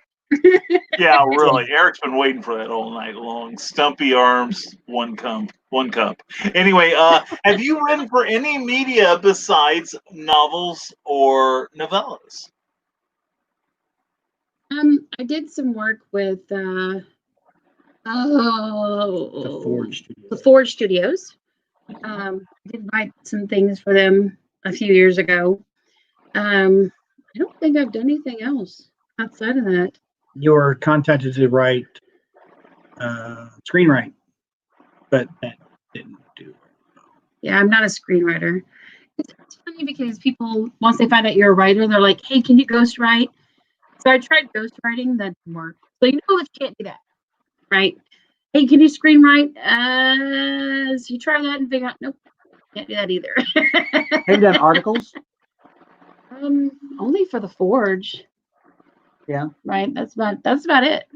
So we did that for the Forge Studios for a little bit. Other than that, no. No, no other media. No. Not published. Okay. Yep. All right. Well, Cathy, Bill Sarton would like to know, Cathy, would you ever challenge yourself by writing a book, short story, etc., that wasn't romance based, just to see how it would turn out? Or would it be like Matthew said, that romance is integral to your style of writing? Can you write a book without romance in it? Wow. That's a great question. That would be a challenge. I don't know. I don't know. That's the closest answer I can get. You know, I think back to one of my unpublished works, which I absolutely love, which is set in the 19th century, whose name escapes me. Fascination. That's the romance. untitled. It's got a lot of gore in it and a lot of more horror based. It's a gothic romance. Fascination is a gothic romance. Yeah. So yeah, there's romance.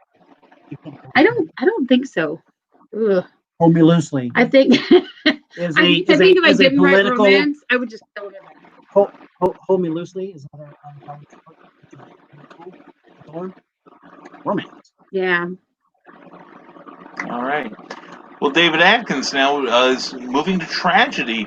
Why or would you not write a tragedy? And what kind of tragedy would you like to try out if you could or would?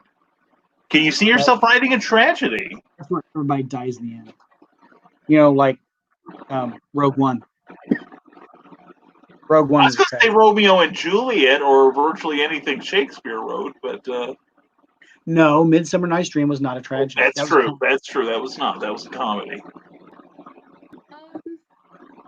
No, I probably wouldn't write a tragedy. It really taking away a little, taking away the fun and going a little bit into the seriousness that I don't like to go into. I don't want to write tragedy because there's been so much in my life. And I prefer not to dwell on those parts of my life that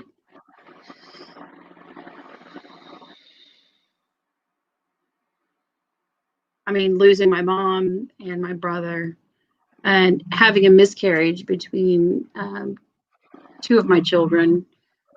And then there's been so much in my life that I think for myself personally, writing something tragic would take me to a place that I don't want to be at all, because there's been too much of it.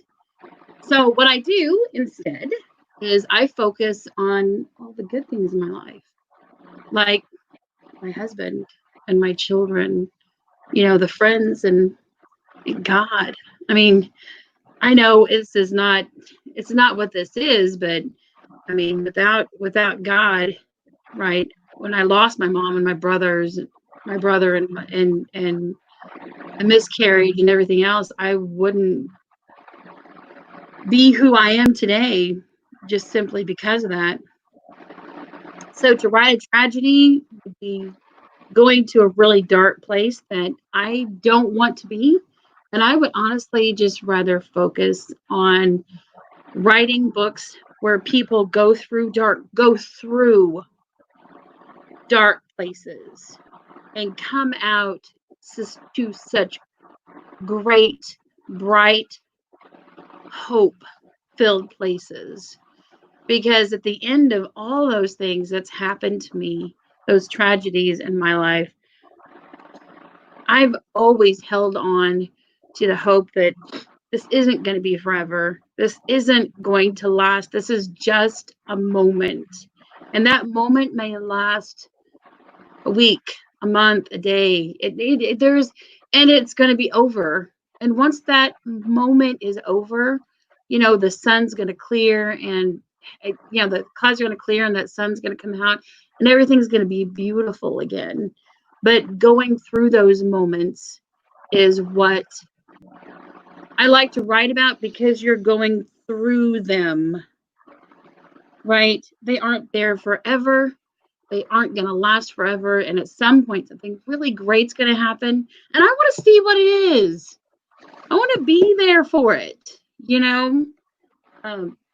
When I did have the miscarriage, Matt and I tried so hard, and we got Jessa, my 18-year-old sassy, intelligent girl. And she is a wonder and a frustration, and she's everything. You know how we did that? I have an idea. Right? And I would just rather focus on that. But writing a tragedy, no. I try not to focus on the tragedy. I try to focus on the end game, which is all that good that's going to happen after the tragedy. Blossom.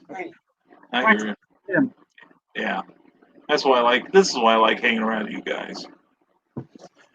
Andy Shanky Cordy says, "Sup guys, I miss your faces and your hugs and your dirty jokes." Aww. Virtual hug. Virtual dirty joke. Virtual dirty joke. We did mention dino porn earlier, so we're all covered. We got our bases covered then. Meredith Lawford. Yeah, exactly. Meredith Lawford would like to know, if you had the chance to rewrite a classic story, either a book or a movie, what would it be? Rewrite a classic story? Yeah. Like Phantom Menace and make it good. Ooh, actually, you know what? Actually, Phantom Menace was not a bad film. Not my favorite of the Star Wars saga. My least favorite, yeah. Okay, not my favorite, but not a bad film. No, it was good. There were some aspects of it they needed to kind of rein George back in and say, "Look, dude, that's just not going to make sense." Okay. Mm-hmm. And of course, it's got a beautiful sci-fi homage to Ben-Hur right in the middle of it, right? The pod race sequence, which actually, if you watch it next to Ben-Hur, frame by frame, it's a direct homage to that race. It's inspired. That's what an homage means. It means, hey, look, I thought that was cool, so this is my version of it. Now, if you want to go into like the following two movies, right, that sort of creepy romance between Anakin and Padme, needed a better writer to do that, and I think it would have turned out all right. Okay. A classic story to rewrite.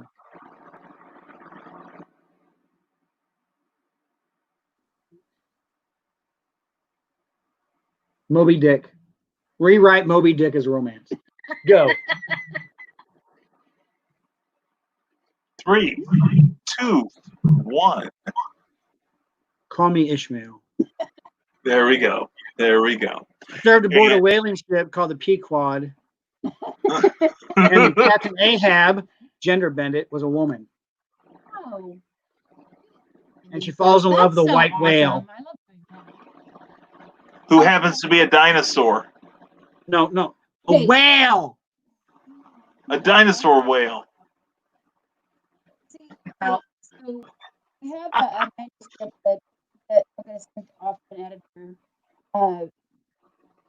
It's called Written on My Heart. Written on His Heart. Written on His Heart. Written on His Heart.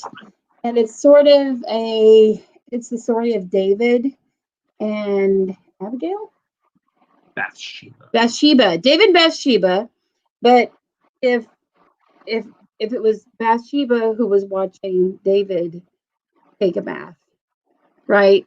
And it was I sort of like switched the roles around, right? It's got a great moral character to it, but it's going to delve into it's still Christian romance, but it's going to delve into other aspects. For those who don't know, there's a If you want to read romance, fiction, adventure, history, fantasy, right? That's David's time now. Read the Bible.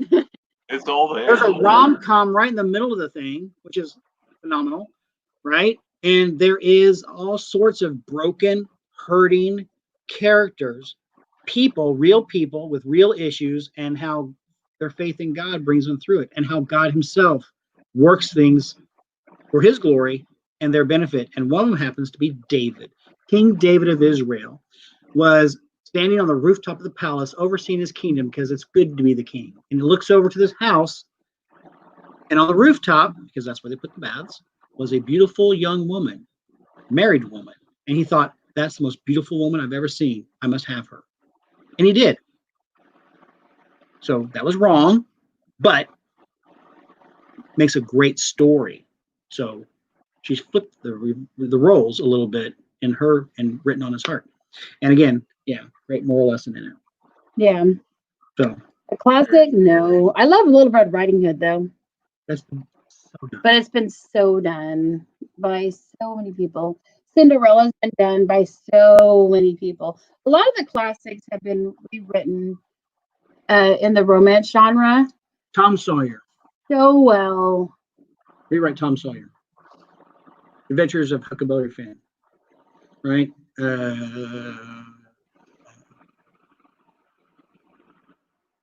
Connecticut Yankee in King Arthur's Court. Right. So, one comes to me, but I don't know what at the top of my head. So Santa's Sign. Rewrite Santa's Time Santa's Sign. Okay. as a romance. Okay. Yeah, there we go. There we go. While we're talking about people who take classic stories and rewrite them, Andy Shaggy Corey says Midsummer Night's Dream was a tragedy for the guy at Shakespeare stole it from. Oh, snap there. Meredith Lochran would do I Might Do Wuthering Heights. Yeah, as long as we still get that great Kate Bush song out of it. Cindy Kemp would rewrite Les Mis. Yeah, Cookie has a great thing. Les Mis. Yeah, I Yes. do too. Yeah. But Cookie does not. She goes, why am I going to watch a show that is called The Miserable? Because it's a tragedy. It's really Because good. of the tragedy, and then David Atkins is happy. And, ooh, good one, Cindy. Les Mis, yes. And Meredith Lochran says, I would totally rewrite Solo because the one that came out was a travesty. Although Cindy Solo Kemp, was completely unnecessary. It was 100% fan service, but it was a fun ride. I enjoyed it. I actually enjoyed it because of that. The Animaniacs version was funny. And Meredith Lochran said, oh, exactly. Cookie says, okay. And is she here? Oh, hell. And Meredith Lochran says, Brian is so terrible at self-promotion. I'm doing all I can, hon. And Molly Daniels says, greetings and hugs to Matt and Cindy. Oh, hi, hugs. Yeah, and let's go back because there was some other good stuff. Meredith Lochran sends hugs to Cathy. I love that you are being so transparent about the hurt places. Now that we have a question also from Meredith. As far as romance novels, people draw different lines as far as sex scenes and erotica. How would you define the difference?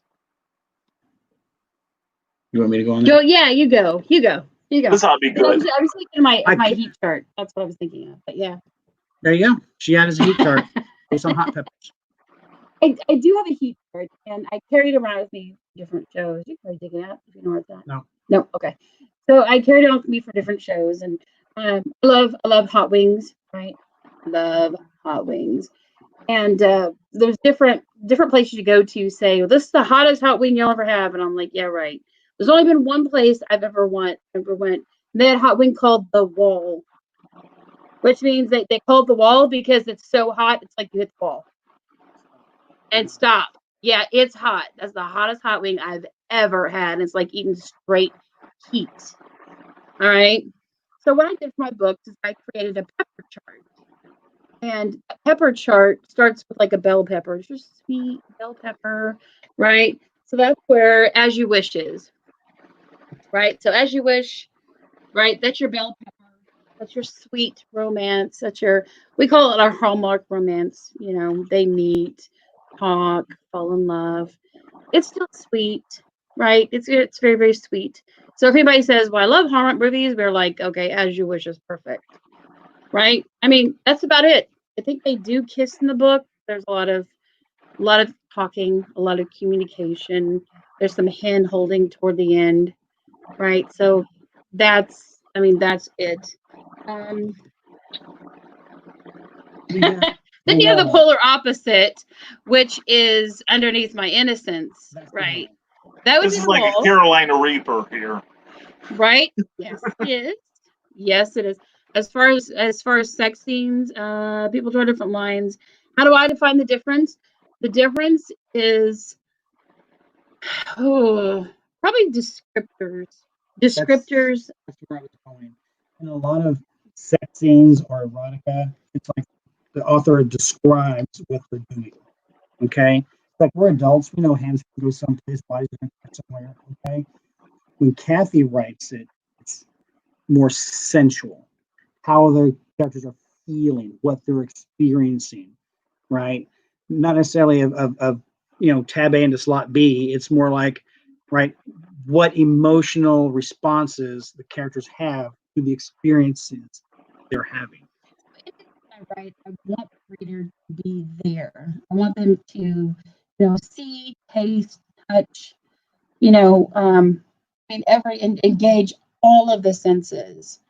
Right. It doesn't matter which book. It could be As You Wish. It could be 5 Days, Yours to Love, whatever. Right. In Bloom, where they go to a Renaissance fair and they sit down and eat the Scotch egg. I want you to feel like you're eating a Scotch egg for the first time. If you ever had a Scotch egg, right?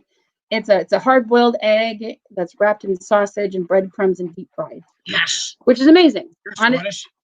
Try something. Right. And I want you to be there eating that Scotch egg with Phoenix for the first time. I want you to know how it tastes. She also wants you to be there when Jonathan strokes her hair. When John strokes her hair. John strokes her hair. When John holds her close to his body for the first time. Right? When he traces the scars on her arms and back. Right? And not like a poking, prodding at, but gently, lovingly accepting her as she is, right? Because she's ashamed of them, and so he uses touch, right, to show her how much he accepts her, all of her scars and all, and calls her scars beautiful. Yeah, so I would say descriptors, right, and I write so much emotion even into the sex scenes that I write, right? But it's really descriptors, right? And how far a scene is carried. Like in Bloom, I mean, they get out of the shower after they've been together. John and Phoenix do. And there's a little bit of, discussion between the two of them, and she drops the towel. He's sitting on the bed. You know what's going to happen. So we go into the next chapter. Mm-hmm.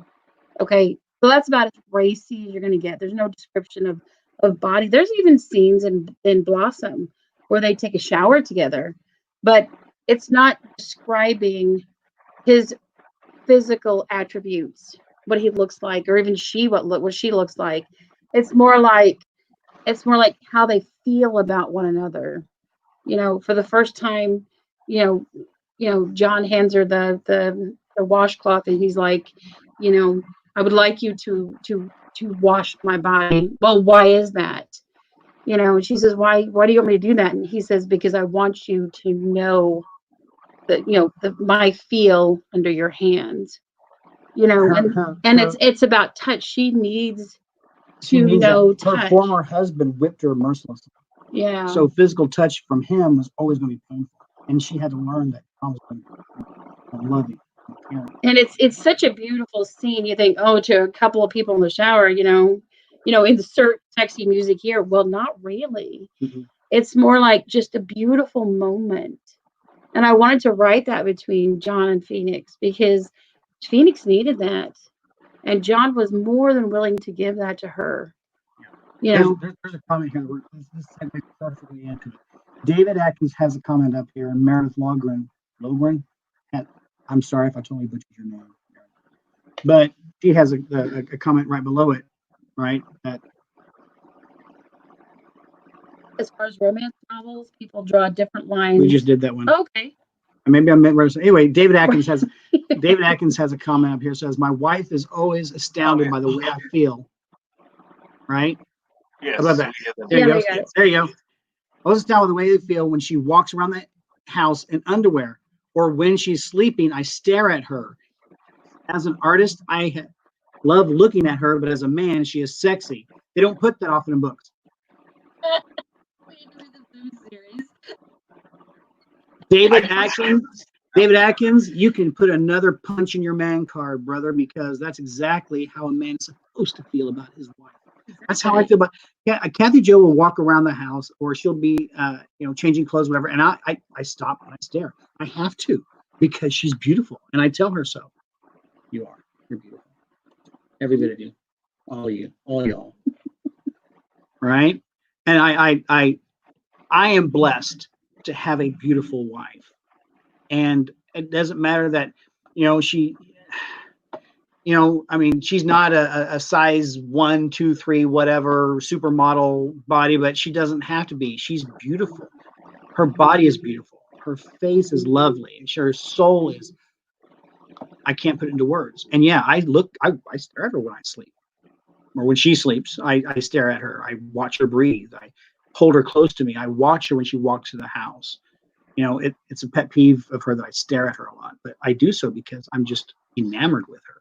So David Atkins, brother, man up. That's awesome. Okay. And romance, again, he follows up. Romance is best when you transfer the feelings into actions, not selfish, but serving, not just the guy or girl, but on both. So I'm going to read you an excerpt, if I may, from the Blossom, chapter 9. The song from the playlist is The Power of Love by Gabriel Alpin. From the Journal of John Wesley, November 22nd. 2 days after our wedding. Above all, love each other deeply, because love covers over a multitude of sins. Before now, I knew that verse, but not as intimately as I do now. It's been 2 days since Phoenix and I had said, I do. My wife is more than I could ever hope for and more than I deserve. I thank God for her every day. The sun has risen, and if we are at home, I will be downstairs with my too tight workout shorts, as Phoenix calls them, on and bench pressing or curling. Glancing to the clock, I see I would be an hour into my workout already. This morning, I'm not moving. Because this morning, for the first time in our marriage, Phoenix is sleeping in the bed beside me. Her head is lying on my chest, her hand curled up in the tiny hairs. She pulls occasionally in her sleep, but I don't mind. A momentary pain for the luxury of my wife sleeping so soundly on my body. Last night was hard for me. I played the part of her ex and realized once again how much I hated him. The cruelty he displayed toward my Phoenix was worse than I knew. I could have torn the man apart with my bare hands. I'm not quite sure how to describe it. Phoenix looks better today. She has a glow about her that's new. I've never seen her look like this since we've been married. She's stirring and will be awake soon. Time to wake her gently with a kiss and a touch. Only Little Red would know from her big bad. This is a new experience for me. I love my wife.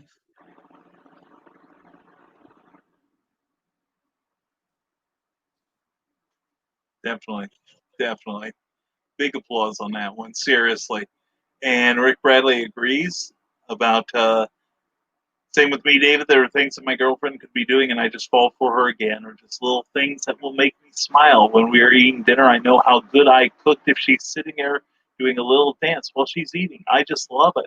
All right. That's and cool. That is very cool. And something tells me after this show the towel will drop, says Carl Witzman. And we have a question back here. Oh, also a comment I wanted to get on here from Molly Daniels. She always tells people that what Molly Daniels writes is author peeking in the bedroom door while her alter ego, Kenzie Michaels, is standing beside the bed taking notes. And now Andy Shaggy Cordy has a question. If you could take any comic book and turn it into a romance, what would it be? And what comic strip would you turn into a romance? Wow. Beetle Bailey. The Sergeant is dog. It moves me every time. You are incorrigible. I've been called worse. No, that'd be cool. That would be a cool challenge. Kathy, what about you? I'm not a comic book reader. I don't know comics. I don't know comics.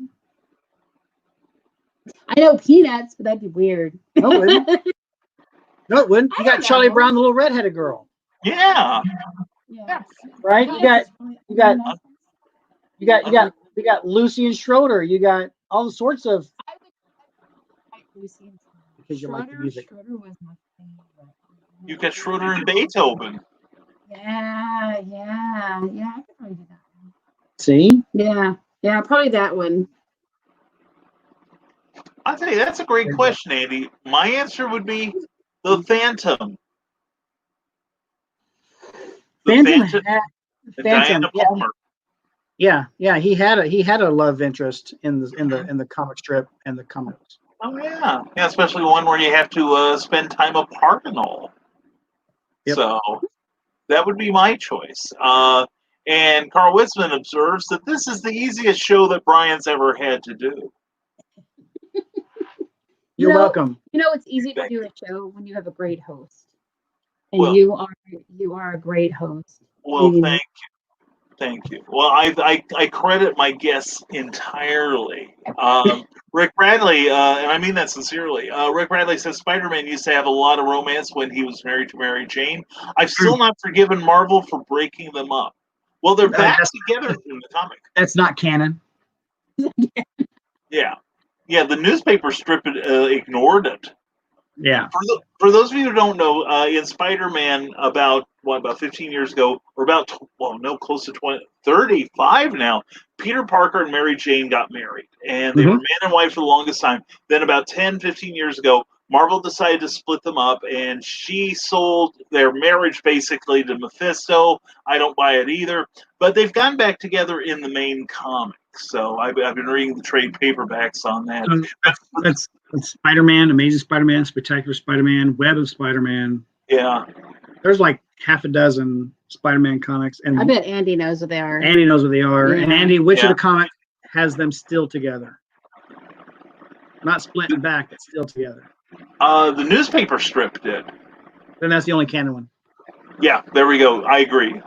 Yeah, because the newspaper strip kind of like put them apart, and then one day announced, okay, here's the story of them being married again because this is the way we prefer it. So, so here we go. David Atkins says, for me, romance is about taking fantasy into reality with the ability to fully trust your partner with your whole body. Most people can't, and then can't write about what they never experience. Method writing. Yeah. Yeah. There you go. Yeah. Write what you know. And if you don't know it, learn it. And that's true because everyone's unique approach to romance, right, is just that. It's unique. And the way that you interpret the senses of being romantic is unique to you and the person you're with. And if you can write that just using the senses, right? Not necessarily what happens. I mean, you could write that if you feel so inclined, but just using the senses, and you've got people in the moment with you, really. And then you could write the other stuff if you want, right? But yeah, just engage those senses and you're good to go. Yeah, and that should really be true of all writing, really. Andy Shakespeare says, as much as I want to crap on Marvel for one more day, that was really Joe Quesada's fault. It was his agenda. I agree with that. But I want to go back to this one. This has been the easiest show Brian's ever had to do. Yeah, because I've had, like I said, I had terrific guests. You've gotten a lot of great information here. And I think what a lot of what Matthew and Kathy were talking about tonight applies to all writing, about getting more emotion, putting more emotion into your writing, whether it is comic books, whether it's novels, novellas, short stories, whatever, and appeal to the senses and appeal to the heart. People want to feel a connection. Yeah. Right? They want to connect with the characters. They want to, man, the words went right on my head. They want to associate with the main characters. They want that, whether they want to be in an adventure and feel like they're right along with them, or if they're in a romance, they just want to feel those sensations and emotions, right? They want that connection, right? And especially in a time now where we're told we have to stay away from each other. Connections are far more important. And making an emotional connection between the character you're writing and the reader, right, is going to really, really boost your writing style and your effectiveness as an author. Was the Edgar Allan Poe. True story. Loved it. Absolutely love. I still to this day, I still love Edgar Allan Poe's writing style, because when he writes, he puts you in the mask of the the mask of the Red Death. You're there. You're walking among the people, right? You hear the beating heart under the floorboards. You know, he writes so eloquently, so descriptively. I mean, he is. You're in the pit with a pendulum, right? And he is just so good. Oh yeah. Well, that's why I think one of the most scary stories I've ever read is The Cask of Amontillado. Yes. Oh my God. You feel like you're being bricked in the wall. Yes. Yeah. And if you can write that way, right, then your reader is going to be right there with you. And you're going to have a reader, I think, honestly, for life, because it's so funny. I'd forgotten about that till our son Joe, our 14-year-old son, picked up the complete works of Edgar Allan Poe, and that was the first thing I ever read, and it was so good.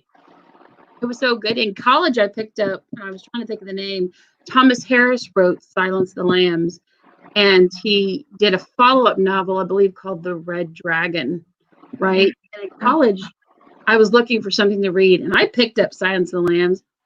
The movie, if you've seen the movie, is awesome. The book is a billion times better. The Red Dragon, so good, right? So it's not just necessarily romance, but you can bring that, like you said, into any genre that you write, and it's so good. And if you can do that, like I said, you've got a reader who's going to be right there along with you.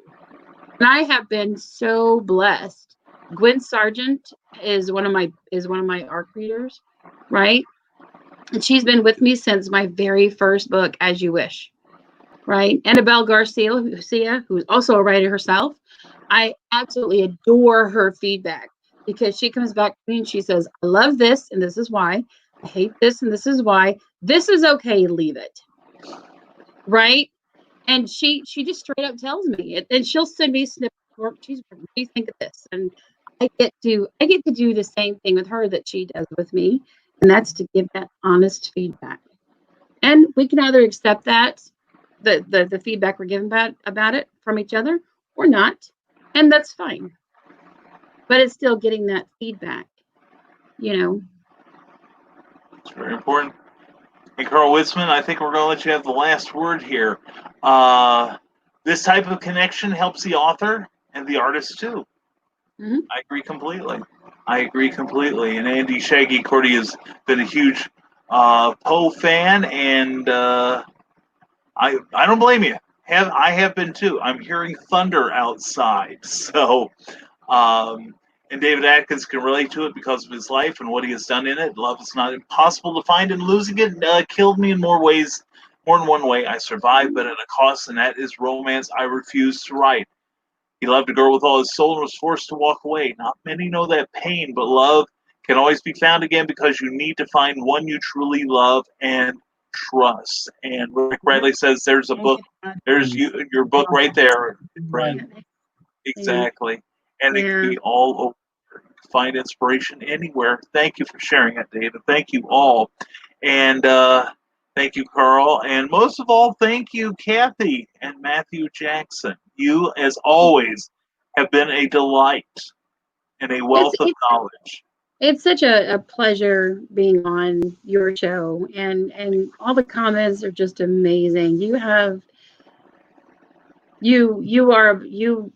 and everyone here that showed up tonight has just been amazing. You guys are great, and whatever medium you are into, just keep doing it.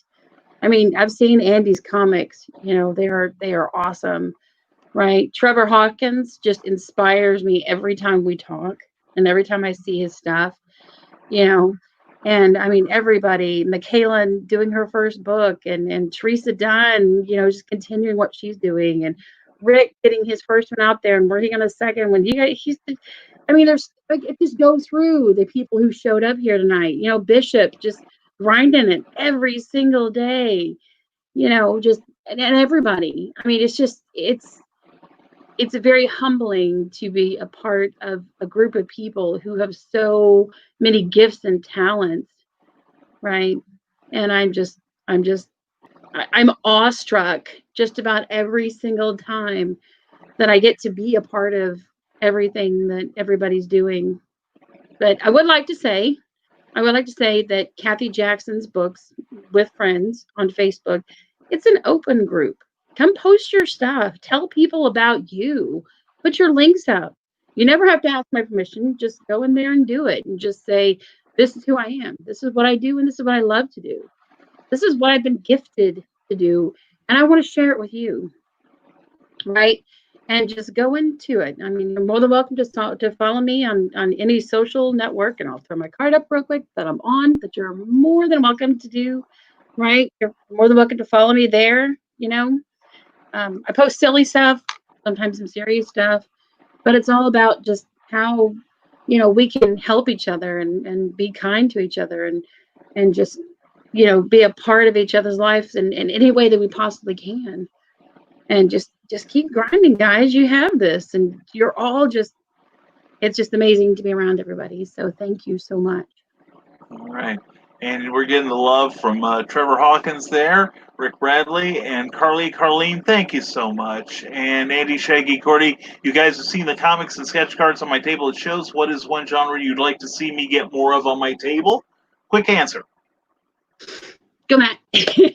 Illustrate the Bloom series. Illustrate the Blooms. There you go. You get to Oh, illustrate. You've been talking about that. very cool, very cool. Molly Daniels is looking forward to seeing you again when this madness is over. I miss my creative peeps. Back at you, hon. And Rick Bradley says, you all introduced me into this world, and I can't thank you enough. Rick, it's all you, man. It totally is. It took you putting your feet to doing and your words and getting out there and doing that courageous thing and pushing that button and going, this is me, and just open yourself up to the love and the acceptance people can give you, so you just keep working, dude. You are awesome, and you're inspiring, and you're fun, and you're exciting. Very good, very good. And Cindy Kev says, y'all done good. Thank you, Cindy. We appreciate that. And now, one last time, I think we will close the show on that one because we've been here over 2 hours taking advantage of our guests' kindness here. And so, one more time, in the spotlight, Cathy Jackson, where can people get you and how can they get autographed books and all that? And Matthew Celt Jackson, how can they engage your services? You start. I want you to start. I only allow my wife to engage my services. Ooh. But if you need a book cover done, Mad Celt Designs at Facebook at Mad, well, however they do it. It's Mad Celt Design, right? There it is. Find him on Facebook. Find me on Facebook. It's at Mad Celt Designs at gmail.com as well.